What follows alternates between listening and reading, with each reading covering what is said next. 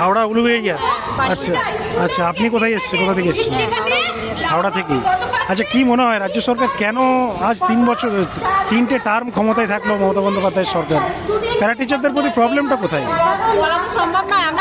আমাদের জ্ঞানও তো আমরা ওনার বিরুদ্ধাচরণ কোনোদিনও করি না, ঠিক আছে। এবার ওনার কেন মনে হয়েছে যে আমাদেরকে মানে একভাবে ঠেলে দেওয়া, সেটা ওনার ব্যক্তিগত ব্যাপার। কিন্তু আমরা প্রকাশ্যে কোনোদিনও ওনাকে আমাদের মাননীয় মুখ্যমন্ত্রী ছাড়া অন্য কোনো জায়গায় দেখতেই চাই না। উনি মানবিক, সেই হিসেবে আমরাই ওনাকে পদে এনেছিলাম। আজ এনে আমাদের এই দুর্দশা। আশা করি আজকের এই আন্দোলনের পরিপ্রেক্ষিতে ওনার কি বক্তব্য সেটা যেন আমাদের পরে হয়, এইটুকু চাই। কিছু বার্তা দেবেন? দিদির কাছে একটাই বার্তা, দিদি আমরা মনে প্রাণে আমার 2008 সাল থেকে টিএমসি করেছি, ঠিক আছে। ওনাকে এনেছি ক্ষমতায় একটা আশায় পরিবর্তন হোক, কিন্তু সেই পরিবর্তনটা শেষে হলো, অ্যাটলিস্ট শেষে হলো উনি যেন দেখান সেই পরিবর্তনের মুখটা আমাদের, যে পার্শ্ব শিক্ষকদের জন্য আমাদেরকেই শিক্ষণটি করে উনি উঠেছেন, কিন্তু আমরাই ওনার কাছে কেন জানি না বঞ্চিত হয়েছি, সেটাই আমাদের কাছে বড় প্রশ্ন। কি মনে হয় কোন পথে দাবি আদায় হতে পারে পশ্চিমবাংলায়? আমরা চাই দিদি থাকুক, আচ্ছা, দিদি থাকুক, দিদি আরো ভালো থাকুক। আমরা চাইবো যেমন দিদিকে 11তে নিয়ে এসেছিলাম উনি ওইভাবেই প্রতিষ্ঠিত হোক। কিন্তু আমরা চাইছি দিদি এত বঞ্চনা কেন, কিসের জন্য আমাদের প্রতি, সেটা জিজ্ঞেস করছি যে কোন পথে মনে হচ্ছে দাবি আদায় সম্ভব? জানি না। এত বছর ধরে তো আমরা কিছু আশা করতে পারি না, আজও আশা করতে পারছি না যে উনি আদৌ ভাববেন।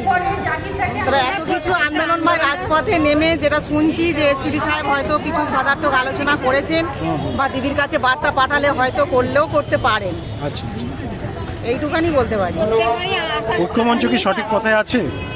ঐক্যমঞ্চের আন্দোলনগুলো মোটামুটি ঠিকঠাক মনে হচ্ছে? হ্যাঁ, ঐক্যমঞ্চের আন্দোলন একদম ঠিকঠাক পথেই এগোচ্ছে, একদম ঠিকঠাক পথে এগোচ্ছে। বন্ধকরণে সহযোগিতা করি এবং আশা রাখছি ভোগরাদার হাত ধরেই আগামীতে আমাদের জন্য কিছু হবে। মাস্টারমশাই কোথা থেকে এসছেন?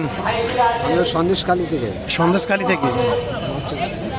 কি মনে হয় কেন রাজ্যের মুখ্যমন্ত্রী পার্শ্ব শিক্ষকদের প্রতি মানে ধ্যান দিচ্ছেন না কেন?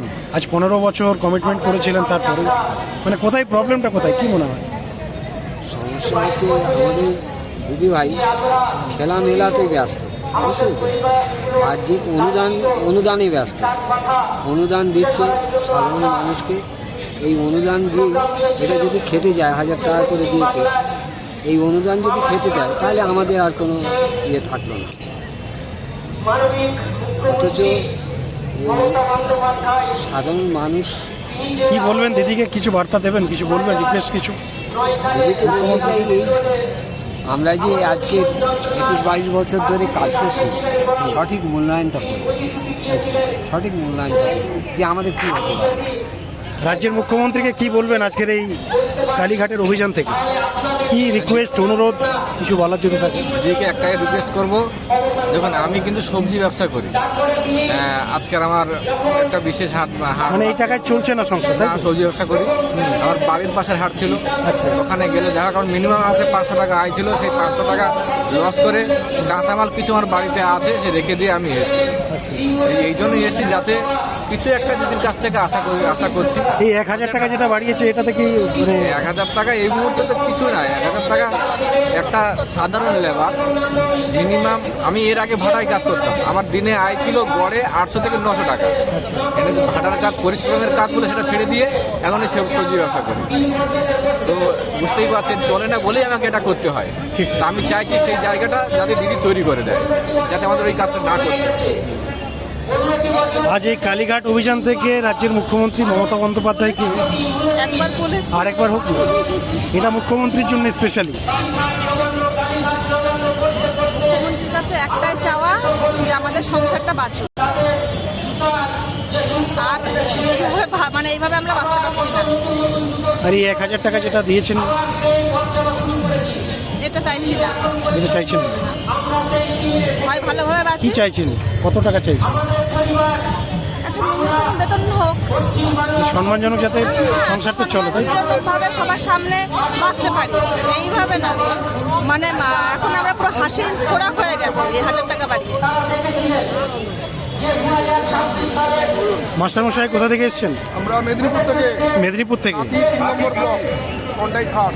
আচ্ছা, মুখ্যমন্ত্রীকে এই কালীঘাট অভিযান থেকে কি বলবেন, মানে কি রিকোয়েস্ট, অনুরোধ?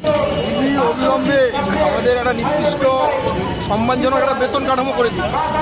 এই 10,000 কিন্তু আমাদের সংসারটা চলছে না, আর এটা আমাদের সম্মানটাও হানি হচ্ছে, মানহানি হচ্ছে। আমরা বাইরে বলতে পারছি না আমাদের কত বেতন, দাদা কত করে পান, কি বলবো আমরা, বলুন। আমরা একই স্কুলে পড়াচ্ছি, আমাদের বাসের স্যার 80,000 90,000 পাচ্ছেন, একই যোগ্যতা আমরা পাচ্ছি 12-13,000, একই ক্লাস নিচ্ছি, একই সময় স্কুলে কাটাচ্ছি, কিন্তু বেতন বৈষম্য দারুণ। এটা অবিলম্বে কমাতে হবে, ওনাকে সম্মানজনক মিনিমাম আমাদের যারা আপার প্রাইমারিতে আছে 30,000 করুক, যারা প্রাইমারি 25,000 দিলে মোটামুটি আমরা চলতে পারবো। এটা নিয়ে আমরা 25? হ্যাঁ, আপার প্রাইমারি 30 করুক, প্রাইমারিতে 25, এরকম করলে মোটামুটিভাবে এটা চলবে। মাস্টারমশাই, আজকে কালীঘাট অভিযান থেকে মুখ্যমন্ত্রীকে সংক্ষেপে দাবিটা যদি একটু জানি। এই ভিডিওটা আমরা স্পেশালি মুখ্যমন্ত্রীর উদ্দেশ্যে আপলোড করি, বলুন দাবিটা কি, কি চাইছেন? অত্যন্ত নির্মম, আমার বলার কিছু নেই। তবুও তো দিদির কাছে আসছেন, আর তো উপায় নেই, অপশন তো নেই, না, তাই সংগঠনের ডাকে এসেছে। ঠিক আছে, সংগঠন তো আজকে মুখ্যমন্ত্রীর কাছে এসছে। বিবেকের দংশন থেকে এখন উনি যতক্ষণ রাজ্যের মুখ্যমন্ত্রী আছেন ওনার হাতেই সব কিছু আছে, তাই চাওয়ার জায়গাটা ওনাকেই চাইতে হবে। দাবিটা অ্যাকচুয়ালি যদি বলেন কি চাইছেন? 1,000 টাকা তো রিসেন্ট ভাতা বৃদ্ধি করেছে। 1,000 টাকা হয়, সবই বোঝেন, কিন্তু না বুঝে না বুঝেন ভালো। আপনি কোথা থেকে এসেছেন মাস্টারমশাই? মেদিনীপুর। পূর্ব মেদিনীপুর। বলুন মাস্টারমশাই, রাজ্যের মুখ্যমন্ত্রীকে এসছি, দিদি তো আমাদের কথা কোনোদিন শুনেনি আর শুনবেও না, তবুও লাস্ট এসছি ভোটের আগে যদি কিছু একটা সম্মানজনক ভাতা বৃদ্ধি করে সেই আশায় আমরা এসছি। এটার জন্য এসছি, আর কিছু বলবো না, দিদিকে অনুরোধ করছি এটা। আপনাদের চ্যানেলের মধ্য দিয়ে দিদির কাছে এই বার্তাটা পৌঁছান, যাতে ভোট ঘোষণার আগে যেন আমাদের বেতনটা বেড়ে যায়, এইটা। পার্শ্ব শিক্ষক নেতৃত্ব দফাদার বাবু আমাদের সঙ্গে আছেন। মুখ্যমন্ত্রীকে কি বলবেন?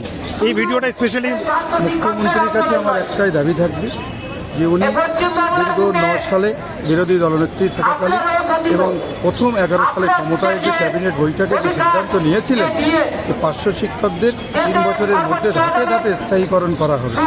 আজ 26 সাল, 15টা বছর অতিক্রান্ত, কিন্তু তৃণমূলের সরকার অতিক্রান্ত, আবার চতুর্থ বিধানসভা ভোট এসে গেছে। এখন আমাদের দাবি থাকবে উনি যে প্রতিশ্রুতি আমাদের দিয়েছিলেন সেই প্রতিশ্রুতি অনুযায়ী উনি ওনার কাজটা করে আমাদেরকে এই দুর্বিষহ জীবন থেকে মুক্তি দেন। কোথা থেকে এসছেন? কোথা থেকে এসছেন? নদিয়া থেকে। কি বলবেন মুখ্যমন্ত্রীকে? আমাদের বেতনটা বৃদ্ধি করে। আচ্ছা, 1,000 টাকা তো করেছে, আর কত চাই? 1,000 টাকায় সংসার চলে থাকে মানুষের। মিনিমাম 25,000 তো মিনিমাম দেওয়া তো উচিত। 25,000 টাকা মিনিমাম দরকার, তাই তো? না বেতন কাঠামো চাইছেন? বেতন কাঠামো তো অবশ্যই চাইছে। আচ্ছা, আপনি প্রাইমারি না পারে? আবার আর কিছু রাজ্যের সিএমকে? আর কি বলবো, তিনি যদি আমাদের আচ্ছা, দাবি পূরণ না হলে কি এই লড়াই আপনারা চালিয়ে যাবেন? অবশ্যই চালিয়ে মাস্টারমশাই, আজকের এই কালীঘাট অভিযান থেকে রাজ্যের মুখ্যমন্ত্রীকে কি রিকোয়েস্ট, অনুরোধ কি বলবেন সিএমকে? বলুন কি বলছেন? রাজ্যের মুখ্যমন্ত্রীকে কি বলবেন কালীঘাট অভিযান থেকে? কালীঘাট অভিযানের আগে তো আমাদের শুরু হচ্ছে 27 তারিখ থেকে বিকাশ ভবন অভিযান, এবং বিকাশ ভবনের সামনে ধর্ণা মঞ্চ আছে, ওইখানেও এসপিডি সাহেবের কাছে আমাদের বিভিন্ন দাবি দাওয়া নিয়ে। রাজ্যের মুখ্যমন্ত্রীকে কি বলবেন? ডাইরেক্ট বলুন, এই ভিডিওটা স্পেশালি মুখ্যমন্ত্রীর জন্য। দিদিকে ডাইরেক্ট বলুন কি চাইছেন। ওখানে এসপিডির সামনে ওখানে তো অনেক সময় ধর্ণা হয়েছে, ওদেরকেও বলা হয়েছে, ওনারা বলেছেন যে আমাদের কাছে যেমন দাবি দেওয়া করেছেন আপনারা নবান্নে গিয়েও দিদির কাছেও কিছু দাবি দেওয়া করুন, বা কীভাবে করা যায় সেটা নিয়ে একটা মুভমেন্ট করুন। তাই জন্য আমাদের এই কালীঘাট মুভমেন্ট ছিল আজকে। এই মুভমেন্ট যথার্থ হয়েছে। আমরা এখন কলেজ স্কোয়ারের রাজপথে ধর্নায় অবস্থান বিক্ষোভ, পুলিশ আমাদের ব্যারিকেড করে দিয়ে আগাতে দেয় না, কিন্তু আমরা মুখ্যমন্ত্রীকে এই আলটিমেটাম দিতে চাই। মুখ্যমন্ত্রী ওনার দেওয়া প্রতিশ্রুতি 2011 বা 2009 বলেছিল প্রথম ক্যাবিনেট মিটিংয়ে আমাদের স্থায়ীকরণ করার যে ধাপে ধাপে প্রতিশ্রুতি ছিল, সেই প্রতিশ্রুতি যদি না মানেন তাহলে কিন্তু আমাদেরকেও আলটিমেটাম দিয়ে কোনো চিন্তা ভাবনা করতে হবে, এই সরকারকে পরিবর্তন করতে হবে, না হলে আমাদের কোনো বাঁচার রাস্তা নেই। এই অবস্থায় যদি মুখ্যমন্ত্রী কিছু করে আমরা অবশ্যই মুখ্যমন্ত্রীর সঙ্গে আছি। মুখ্যমন্ত্রী আমাদের যদি হাসি ফোটায় তাই আবেদন করছি, যদি কিছু আমাদের মুখ্যমন্ত্রী করতে পারে করুক। মাননীয় মুখ্যমন্ত্রীকে এই আবেদন করি আমরা। রাজ্যের মুখ্যমন্ত্রীকে কি বলবেন সংক্ষেপে বলুন? আমি বলতে চাই মুখ্যমন্ত্রী অন্তত 40,000 টাকা বেতনটা করে, যাতে আমরা অন্তত খেয়ে পড়ে বাচ্চাকে একটু পড়াশোনা করাতে পারি। 40,000 টাকা হ্যাঁ, প্রাথমিকে না পারে? Upper primary. প্রাথমিকে আপার প্রাইমারি, আমরা তো আপার প্রাইমারি নামে আপার প্রাইমারি ক্লাস করি 11, 12 সব। অন্তত 40,000 টাকা দিলে আমাদের একটু ন্যূনতম সম্মানটা থাকে। ঠিক। মাস্টারমশাই বলুন, মুখ্যমন্ত্রী কি বলবেন সংক্ষেপে? মুখ্যমন্ত্রী সবাই বলে যে তিনি মমতাময়ী দয়াময়ী, কিন্তু কথাটা যে কতটা ফল তার প্রমাণ আমরা হাতে নাতেই পাচ্ছি। আমরা পার্শ্ব শিশু আজ 22 বছর চাকরি করার পরও আমাদের প্রতি তার সামান্য হাজার টাকা একটা ভিক্ষা স্বরূপ সাম্মানিক বৃদ্ধি করলেন। এটা আমার মতে উনি ঠিক করলেননি। ওনার উচিত 1/3/2024 তিনি যে অর্ডারটা জারি করেছিলেন সেই অর্ডার অনুযায়ী প্রত্যেকের ন্যূনতম পে স্কেল চালু করা উচিত এবং চালু করুন।